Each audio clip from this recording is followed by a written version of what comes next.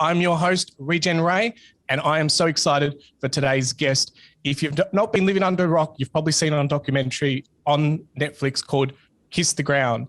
And so today I'm joined by our American guest, Finian. Welcome to the Secrets of the Soil podcast. Thanks so much for having me. It's great to be here. Now, you don't need to convince me because I'm a soil advocate and everyone knows in our soil loving community how excited I get about soil. But I'm curious to know your story about Kiss the Ground. So share with our listeners a little bit about Kiss the Ground. Great. Well, I became a soil lover technically more about 9 years ago, but a little back history on me is I did grow up in the countryside, gardening in the back, and I was homeschooled. So I spent quite a bit of time in the backyard, gardening, doing composting and all that. But I didn't really have any of the aha moments of understanding the vast significance of healthy soil on a landscape, climate, biodiversity, watershed, understanding until about 9 years ago. I've always been an activist most of my life and very connected to how can I make a difference? How can I help make a difference? And to be totally frank, I was feeling more and more apathetic about humanity's ability to impact anything on the do good side. It was more on the how do we curb our bad a little bit more. And then I was really lucky to have a friend named Rylan who was in New Zealand watching a conference called Can Human Beings Sustain Themselves on Planet Earth? And the first 5 panelists essentially said, no, at the rate we're going. And then the last gentleman, his name is Graham Sate, he spoke and he said, well, everything they've said is true. We've really lost sight or disconnected ourselves or not understood at all this amazing opportunity called humans working with nature to rebuild soil. And this was not only on a carbon sequestration potential as a sink for it, but also on a functionality of everything in the world: drought, fertility, desertification, human suffering at large, as well as planetary health. And so Rylan was really moved by this moment he had there, and he came back very lit up and inspired. And he was able to convince this gentleman, Graham Sate, to stop in Los Angeles on his way to San Francisco and present to a kind of random group of us. And Rylan, knowing me as his kind of activist friend, we grew up together in upstate New York, and then we were out in LA, and he's like, I think you're going to really dig this, and enrolled me in helping put on this event for Graham Sate.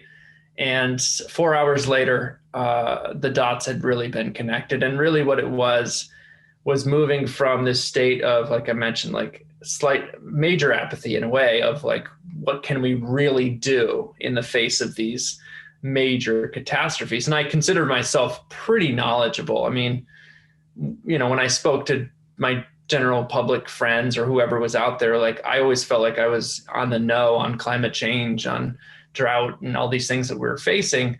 And I was like, wait a minute, if I didn't know about this stuff, if I didn't understand this, probably most people don't know about this. And that was kind of the shock moment I had.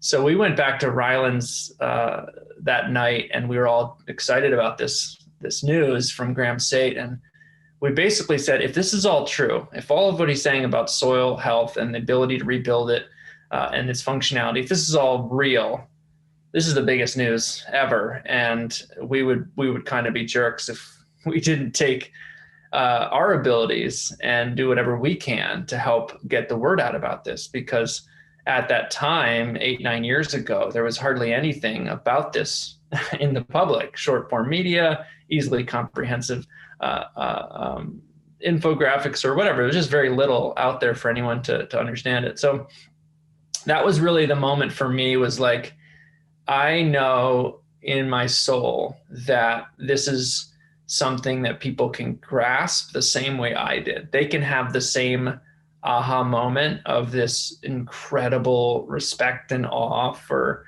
the incredible world under our feet. And if it happened to me, it can happen to enough people in the world that we have those who are the type of activators, activists, and everything that can get behind this, and we can radically change humanity's trajectory. So it was with that hope that and kind of confidence in us as humans that we could see this, that Rylan and I and a group of others set off to create Kiss the Ground, and the rest is history.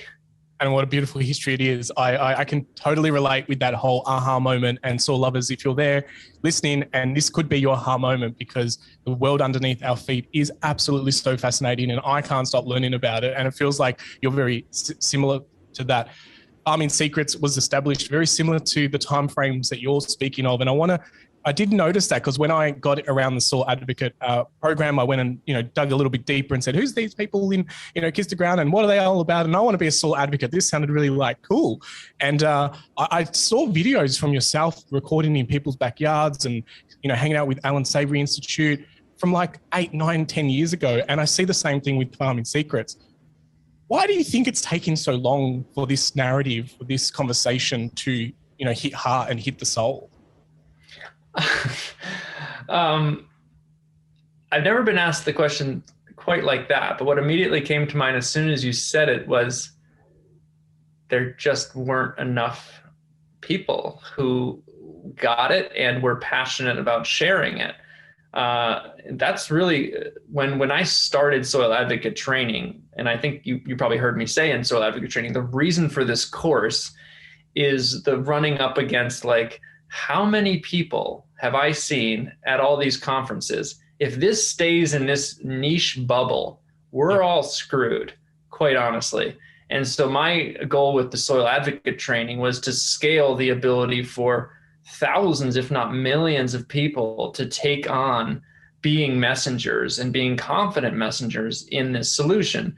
So if we look at, Al Gore's Climate Reality, as an example of like getting a bunch of people who can continually perpetuate a message, we were far, far, far behind in terms of the revelation of soil as this huge platform and ability for humanity to kind of solve our crises we put ourselves in. So that was really the thought of mine of like, we can't have people sitting on the sidelines, going to these conferences, watching the same people speak. We need them as the leaders at new conferences, at different places, at different forums, in different communities than are currently being spoken to. So it was really a numbers game of like, we got to make it available. So Kiss the Ground, the movie, of course, is like wide scale availability, but how do we make this available? And then for those who are excited about it, of being like, yo, this is my thing. This could be my thing. Get in now. Like what you're doing. It's like, get into the game now. Gabe Brown wasn't a farmer. I wasn't a soil advocate, but it's like, if you see that you can actually help shape this future, I say this is like the .com era right before it started. Like get in, find your niche, see how you can be helpful. And by God, you're going to be really freaking helpful. So do it, get in now. I love that. The .com bubble, I agree. I was too young to take advantage of that. And I'm not too young now. And maybe I wasn't, maybe that was limiting beliefs. But I really love the fact that you say it doesn't matter what you're doing, because I love the intersection of different industries. I love when soil meets marketing, like what's happened in my world, when soil meets technology and all the tech that's coming from that. And when soil meets, spirituality, and seeing a lot of people creating. I interviewed someone the other day who's writing music about the microbiome world of the soil, using the soil as inspiration to be a songwriter. Like, this is super exciting. And I know your mission is to awaken people. Do you feel like enough people are now awakened and now it's about action taking and spreading, or there's more work to be done in that area? Well, you've been through the course, so you know that we have the theory of change is people's view, and then actions, and then outcomes. And the downfall of so many movements, maybe you did this on purpose, the downfall of so many movements is that they think, oh, we're enough of us know, we're in a clique. And some movements like to be in a clique, quite frankly, and that's been their downfall. But they move into the action in a clique, and then they move into their outcomes, and it's such a small blip on the global scene that it doesn't mean lasting impact. And they don't think Coca-Cola and Cheerios have been advertising since they came about, and they're still going to keep advertising. Coca-Cola has been advertising and ruining the world forever. They're not turning around their ad spending dollars. why on earth would we ever, at this teeny stage of development of the soil health movement, would we consider ourselves permeating enough of culture? We're never going to be done. So that's where I always circle the awareness side, which is what shifts people's view. That awareness bubble, all of us perpetually, forever need to up our game of sharing this message, connecting with others, making this be the world's idea going forward. Yeah, I love that. Being in a soil lovers clique, I think that's a clique that I like to belong into. It's definitely where the cool kids are hanging out, I reckon, these days. And I that whole narrative of people attend a workshop or label themselves, I guess, as a soil advocate and think that that's enough, but it is, actions speak louder than words. And so I tend to align with that view of that. More needs to happen, and it will never be, it's like the word regenerative. It never stops. It's always improving. It's compounding. That's the exciting part of this world. Exactly. And that's where and I just hope people get infected with this of, if you're dreaming of this, you want things to happen faster than they do, of course. But if you're dreaming of this world and believing that it's possible, you are seeing years in the future of this stuff happening, and what it takes to shift belief in people such that, large quantities of land and agriculture management and ecosystem management is happening at scale in perpetuity. It's going to take ginormous amounts of belief from people. So if you look at the paradigm right now, most people, most educated people who are aware of this or thinking about this world of what we're facing, or have read the IPCC report, for example, that I haven't finished reading, their belief is Mad Max. Their belief is the world turning to desert and water scarcity and water wars. That's what they believe in. But most people don't believe in is regeneration, is utopian cities. Most people don't believe that. They think that's way more far-fetched than the Mad Max scenario. And that's a major problem. So that's where I feel like action is key. Of course, I'm not saying that at all, but anyone who's going down the line of action, how are you making this available to thousands of other people in your wake? Or are you closing the doors to them to click out? Don't do that. Don't click out this thing, because everyone needs to exponentially scale how many more people they're making this available to. Yeah, love that. And the ripple effect is just contagious. I like that you used the word before about being infectious, because it is something that you can't unlearn. As I discover more about the soil, my mind blows all the time. And I don't understand why this isn't common knowledge. Like this should be taught at school. We've been talking about the word regenerative for a little while, and there is a lot of mixed opinions about what this word regenerative means. And I don't know whether we need to define it. I think there's a beautiness in that. But I'd like to know, what does regenerative mean to you? I really try to simplify it the most, and there's so much room for unlimited discussions and unlimited evolutions of what regenerative can mean, and the circles within nested circles of what it does mean in technicality, and what it means, what you mentioned before, compounding. It's so infinite, and it's so, the minutiae are so small and so big, from everything from the concept of it in your head to what's actually happening biologically on the ground, of life begetting life, or carbon begetting water and water begetting carbon. The whole thing, it's just infinitely complex and infinitely regenerative capacities as life is evolved that way. But one thing that's slightly frustrating for me is that people's context of other titles for things like organic, like biodynamic, or what have you, their descriptions of how something's being done versus its outcome. Like, it's really crazy to me when we talk about the word regenerative has a meaning. It's a very, very powerful meaning. It's not weird that the word regenerative was chosen to represent regenerative agriculture, because that word has so much power. It means different things than the word restore. It means different things than the word sustain. It has such an incredible meaning behind it. that its meaning alone should be and can be the umbrella guide to what we're trying to achieve in our agriculture, in our ecosystem management, in our human health management. If something is regenerating more than degenerating, that is a good thing. And if our agriculture can be regenerating versus technically degenerating, very little things are actually sustaining that. That's kind of impossible, because it's either getting regenerated, higher functioning state as its outcome, or degenerated, lower functioning state as its outcome. So I'm all about the infinite worlds that live inside of it, and getting into detail of culturally and mindset wise what this really means for us as humanity. But at the very basic stage, I give this tool to all the advocates I train, is like agriculture, regeneration.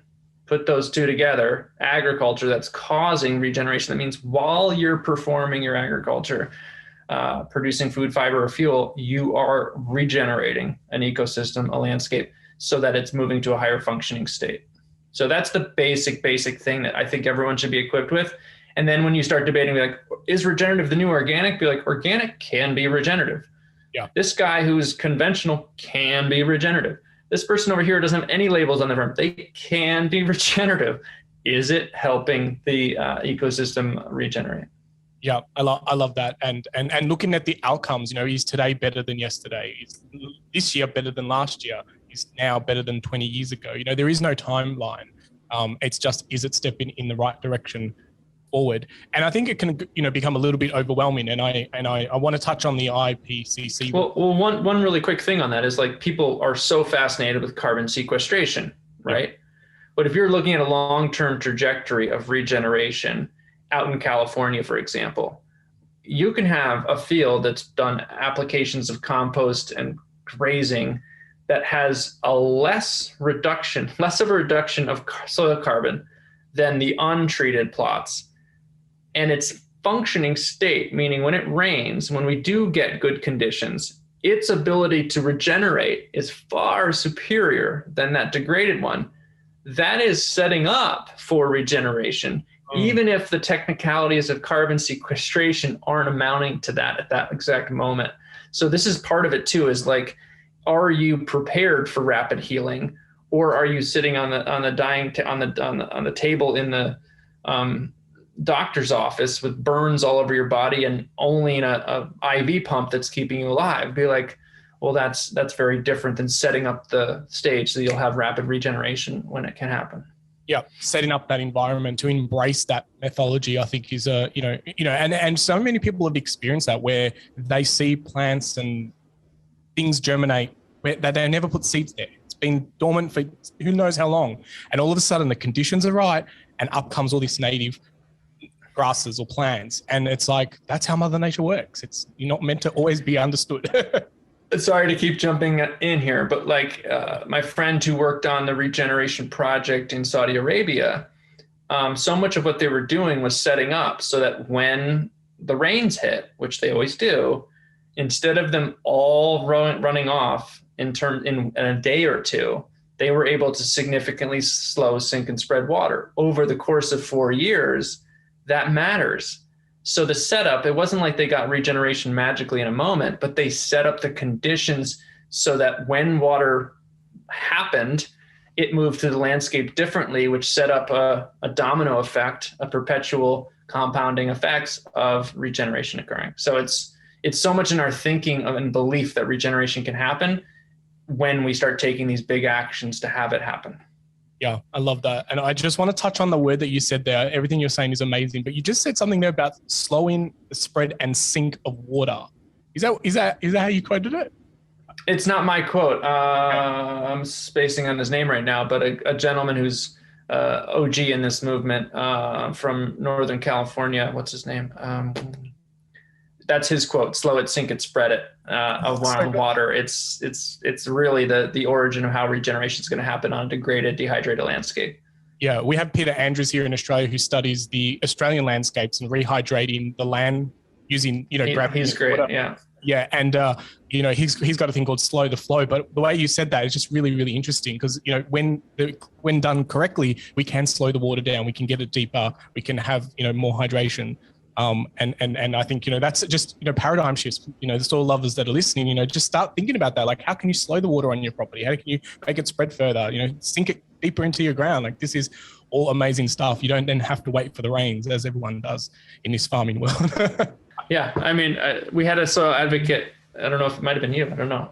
They sent us a television clip of farmers.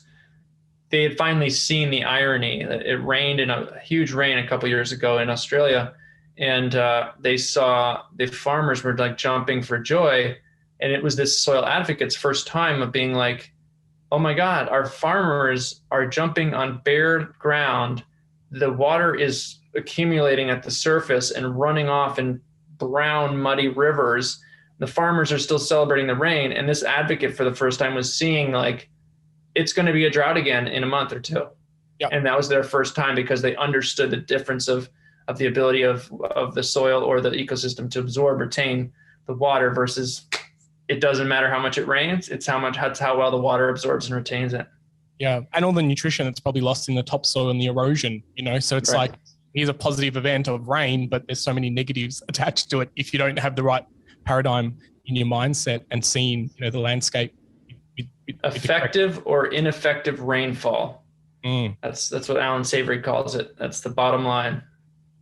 Around the world, IPCC report, all this stuff is like, what if it just said effective or ineffective rainfall? That's all we care about. That could change everything. But instead, we're just freaking out without any direction to go. If we had effective rainfall across the world and we're working towards that, we would make leaps and bounds of progress versus having a bunch of paper pushed around.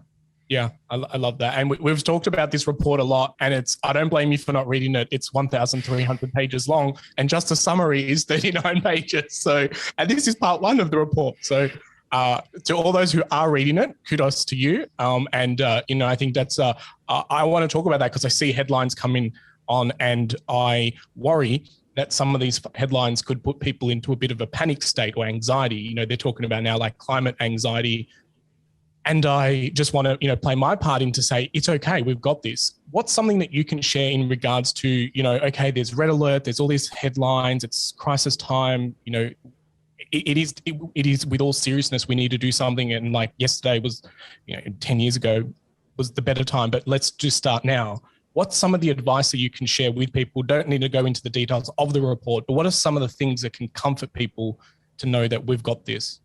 I think we've got this is an overstatement, not to play against you here, but I would say the way I'm stating it is we can do this, meaning we can fix it.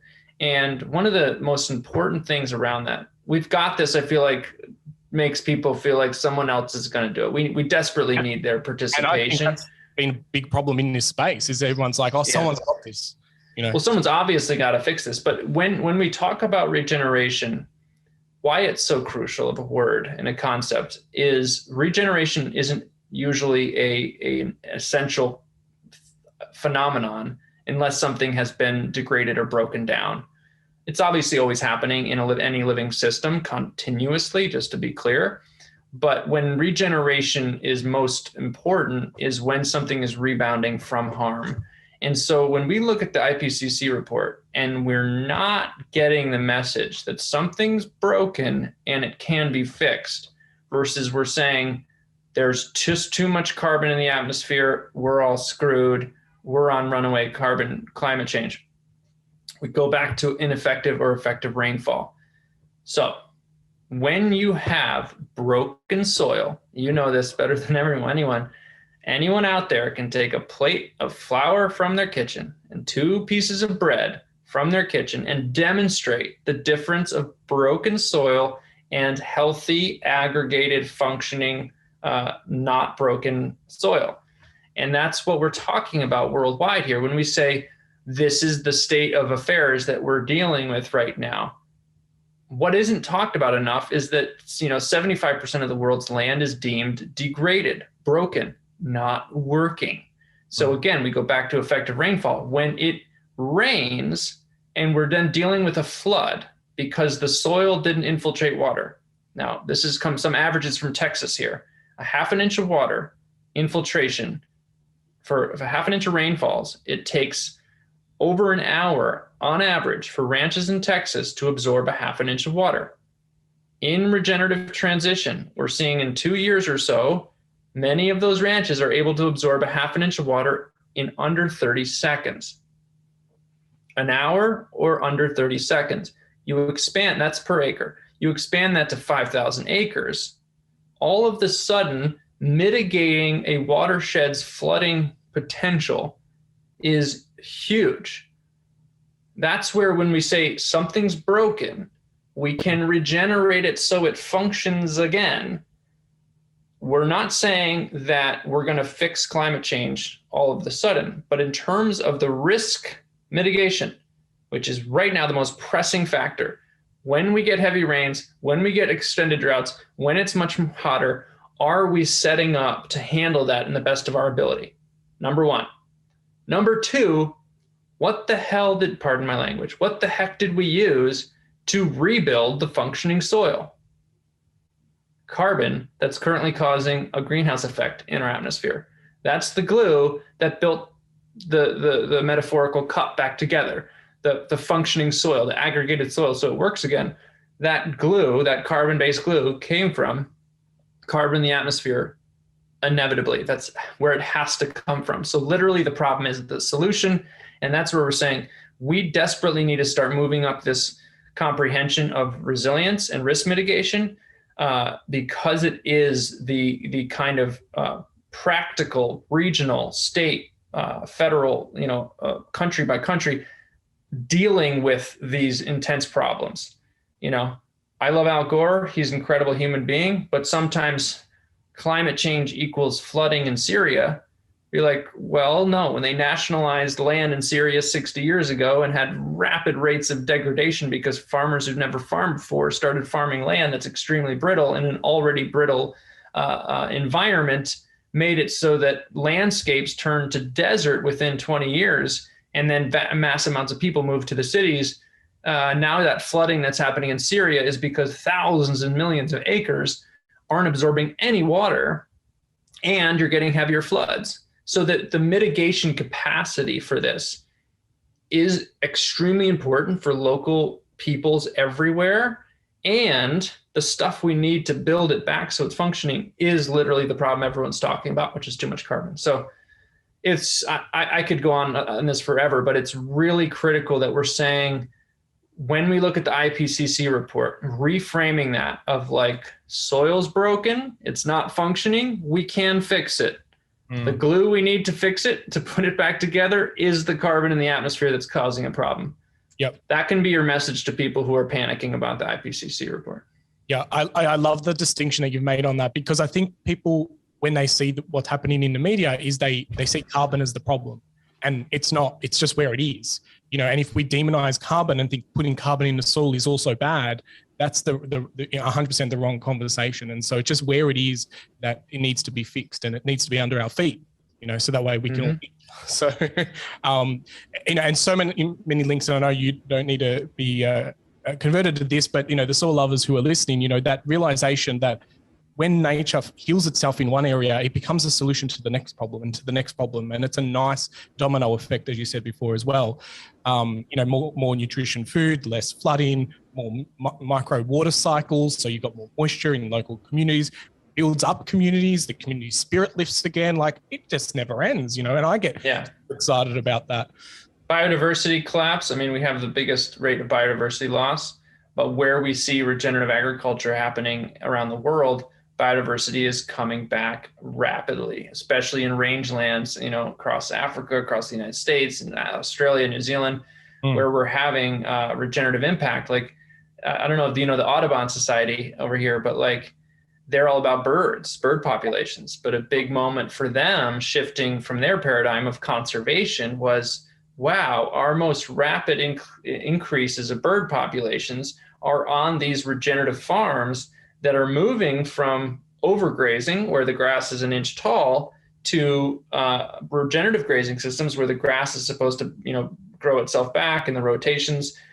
Those systems where prairie birds are coming back in droves, because that's the conditions they were evolved to live in. They weren't evolved to live in thousands of acres of 2-inch grass.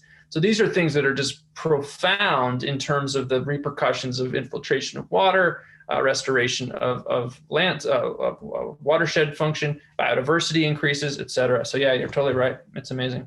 Yeah, I love that as well. I just want to make the distinction note, like, there's conservation areas that are researching and funding to bring back species, and then yet they appear naturally on a regenerative farm. It's like, what are we doing? The most ironic ones is there's this place outside of Los Angeles. They did regenerative grazing for a while. Then the state of California saw native species that they hadn't seen in years come back to that regenerated landscape, and then took the land back and put it in conservation again. The irony is hilarious, but that's where we're dealing with a need for many more people, not to be like, oh, I hate you, you're doing the wrong thing, but to bring people's minds over to regeneration from the sustainable mindset, from the conservation mindset. We need to bring them over to regeneration because it's obviously a much more fun world to be in, and it's more of the practical way of making solutions at scale. So much fun. I can say ditto to that. I want to talk a little bit about the documentary because I think, for me, being a soil advocate and a soil lover, it was really hard to talk to all my friends about it. And so I really want to thank you for creating a piece of content that is absolutely magical to watch, that I can just point people to. And I always say to them, just say, we love the soil and we want to kiss the ground, and I try and plant that seed so they remember it when they go back home. And I've had so many people thank me for referring it. And I want to thank that back to you for creating it and the space of that movie. And so quick shout out to the filmmakers, Josh and Rebecca from Big Picture Ranch. We were a big part of that. We were a partner in creating it, but they were the main architects behind it. I was just, connecting. Oh, you got to have Ray. You got to do I was always like trying to pull the movement into it behind them, but they did that movie, and we're just so grateful. Yeah. You were being the carbon. You were gluing everyone together.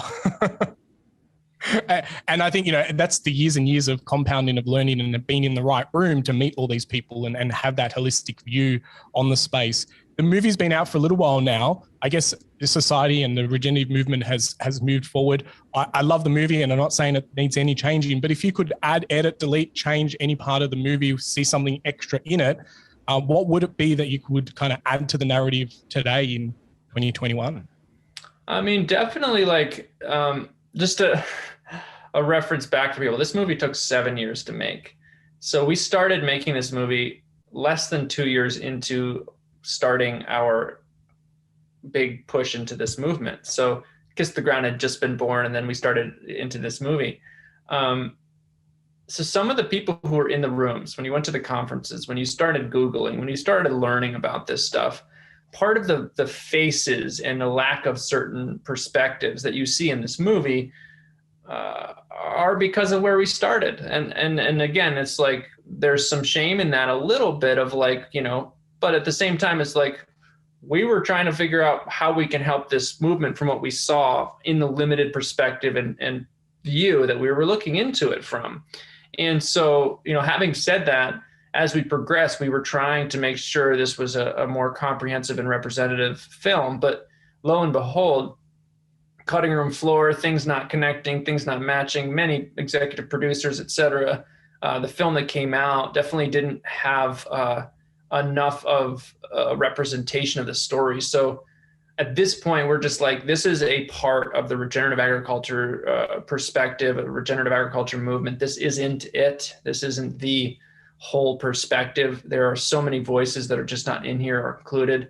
And we're doing a lot of work now on our coming media that's coming up to make sure that when we talk about regeneration, there's a lot more media and focus on especially indigenous cultures who have really been at the root of a lot of these concepts, and especially the mindset when you talk about this mindset shift that occurs when people move from the mechanical mind into a more nature understanding, a reconnection, a stewardship mentality.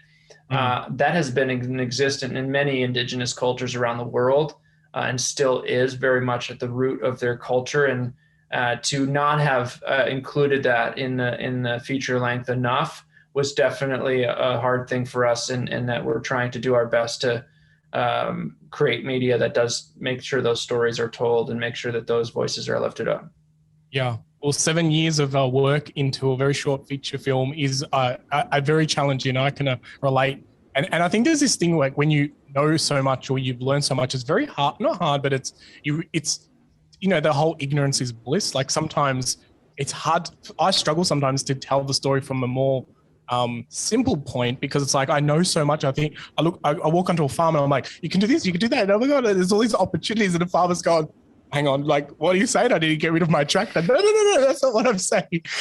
And so I think that having a movie that depicts that, and even bringing in more of the consumer story, and like there is choice, and you can be an educated consumer to go in and buy and be smart about where you're moving your dollars. The film did a great job in that balance of the ag space, and not being overwhelming to it being an ag story, but also being a prosumer choice kind of movement. So I think it's really exciting and I see more and more documentaries coming onto Netflix and other streaming services, and I think that's exciting. Like it's a trend, and we're early in that piece, and it's only going to kind of compound and get more widespread. So, and this was the foundation of it. So really, really fun to do that. I want to ask our signature question, because we want to give the soils a voice. Are you ready to be our voice of the soil? Yeah. All right, let's do this. So if you were our soils on planet Earth, what would you tell us humans? It's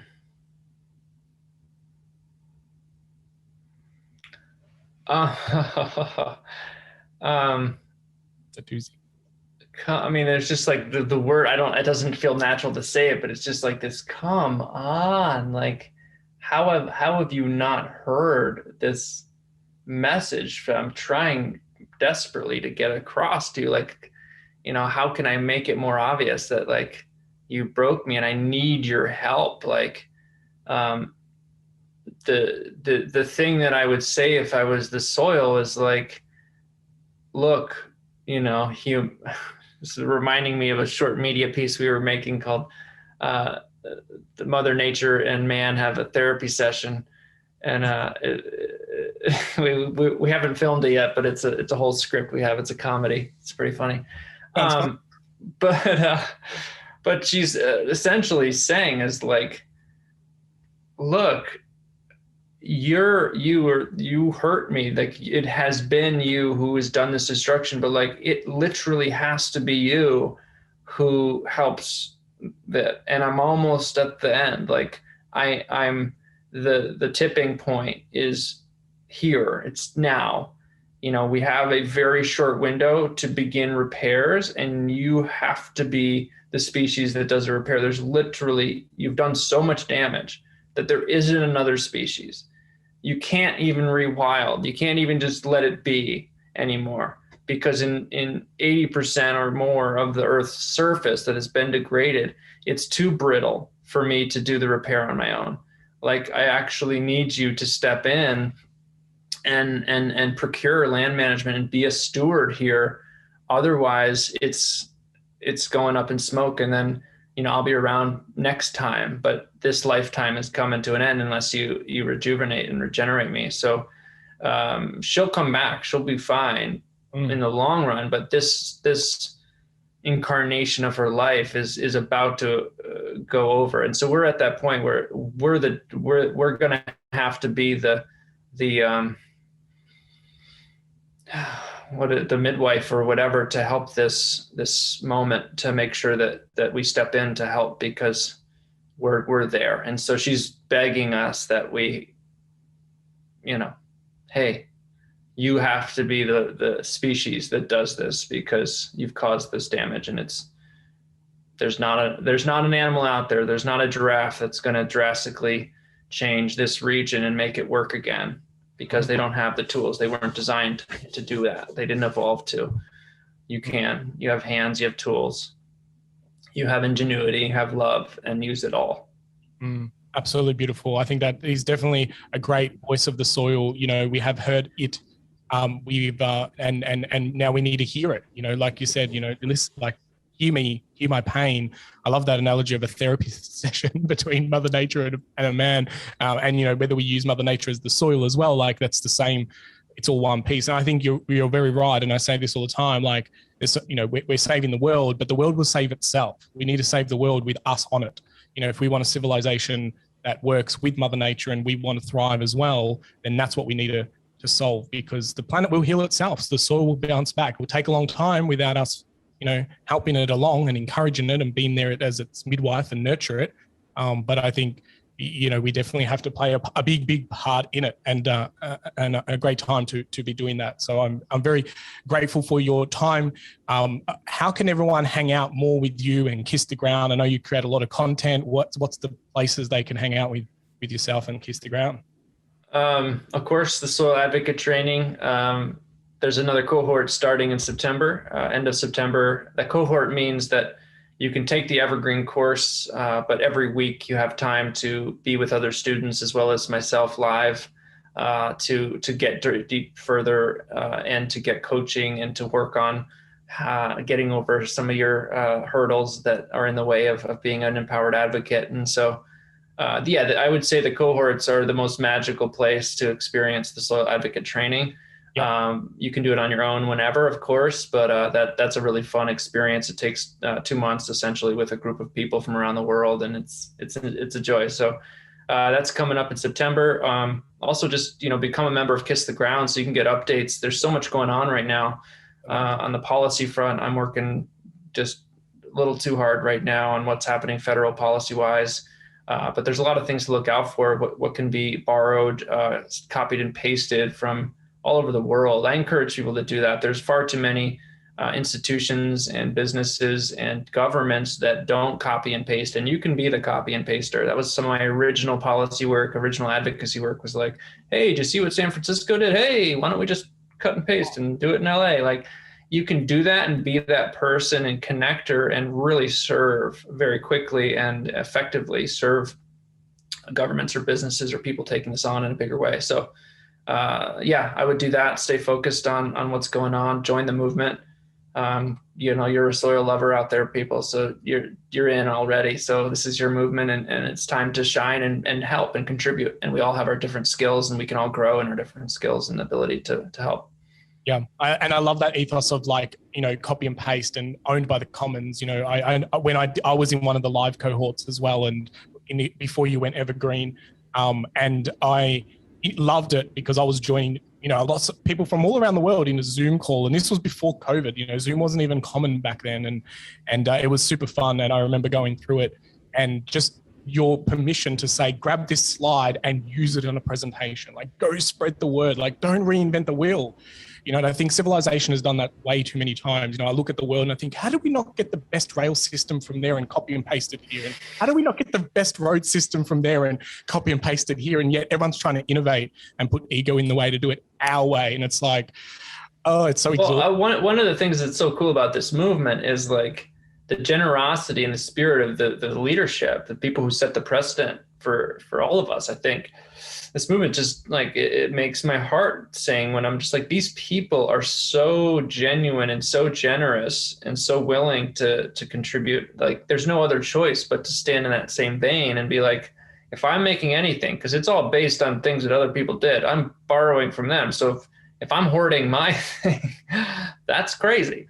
Obviously we all have to like put food on the table and we have businesses and things like that. But if you're somehow getting in the way of like ownership of things, it's kind of ridiculous because it's all built on and borrowed. And again, that was part of the indigenous myth, as I mentioned earlier, is like so much of this stuff originates as people who learned from generations of cultures and then brought it into a more dominant culture. And then it's like, it's still borrowing.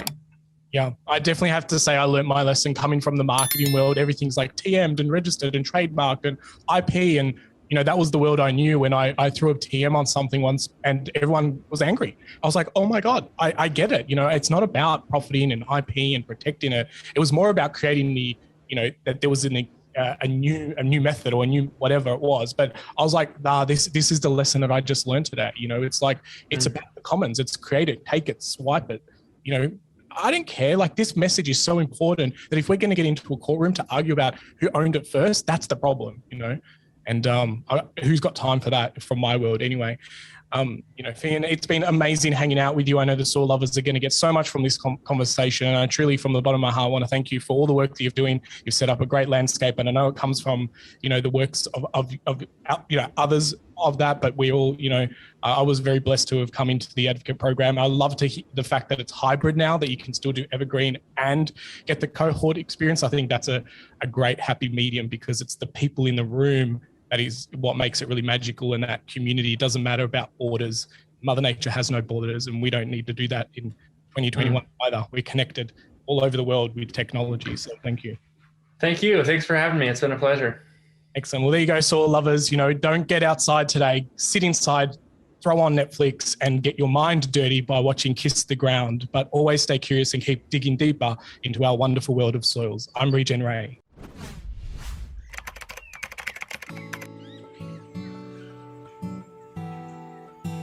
Well, soil lovers, that's enough secrets for one episode. I really hope that you enjoyed all the secrets shared during this conversation. But hey, let's not keep it a secret. Please share this podcast around and make sure that you like it and leave us a review, because that really helps spread the secrets of the soil. Until next time, remember, get outside, get your hands dirty, and keep digging deeper